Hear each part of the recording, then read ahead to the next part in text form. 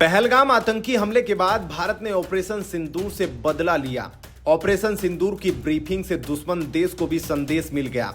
Indian army की colonel Sophia Qureshi और wing commander Vyomika Singh ने पूरी दुनिया में नारी शक्ति का परिचय दिया। जब सोफिया कुरैशी पर हिंदुस्तान का सीना चौड़ा है, ऐसे में एमपी के मंत्री विजय शाह ने शर्मनाक बयान दिया है।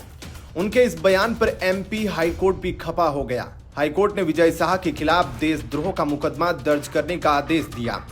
जी हां, कर्नल सोफिया कुरैशी को लेकर आपत्तिजनक टिप्पणी करने वाले मध्य प्रदेश के मंत्री विजय शाह के खिलाफ बुधवार की रात प्राथमिकी दर्ज की गई।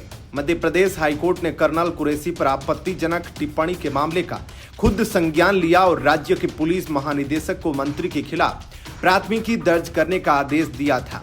अब सवाल है कि आखिर किन किन धाराओं में केस दर्ज है और विजय शाह को क्या सजा हो सकती है। दरअसल हाईकोर्ट के आदेश के बाद मध्य प्रदेश के मंत्री विजय शाह पर एफआईआर दर्ज हुई है। उनके ऊपर राजद्रोह यानी देशद्रोह का मुकदमा दर्ज हुआ है।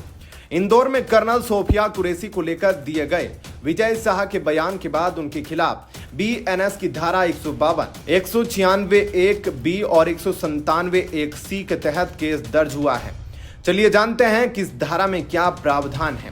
बीएनएस की धारा 152 यह देशद्रोह की धारा है। भारत की संप्रभुता, एकता और अखंडता को खतरे में डालने का कृत्य।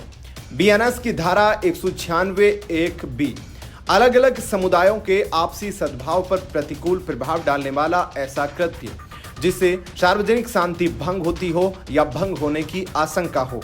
बीएनएस की धारा 197(1)(c) किसी समुदाय के सदस्यों को लेकर ऐसी बात कहना जिससे अलग अलग समुदायों के आपसी सद्भाव पर विपरीत असर पड़ता हो या उनके बीच शत्रुता या घृणा या दुर्भावना की भावना पनपती हो या पनपने की आशंका हो के तहत दर्ज की गई है। क्या होगी सजा? यहां ध्यान देने वाली बात यह है कि बीएनएस यानी कि भारतीय न्याय संहिता की धारा 152 में देशद्रोह का जिक्र है।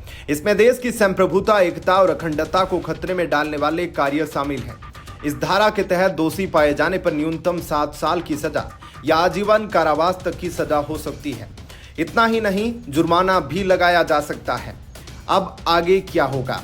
अब अगर विजय शाह के खिलाफ देशद्रोह का मामला साबित होता है तो फिर उनको बड़ा झटका लगेगा। अगर जांच में विजय शाह के बयान को देशद्रोह के दायरे में पाया गया तो उन्हें जेल की सजा हो सकती है।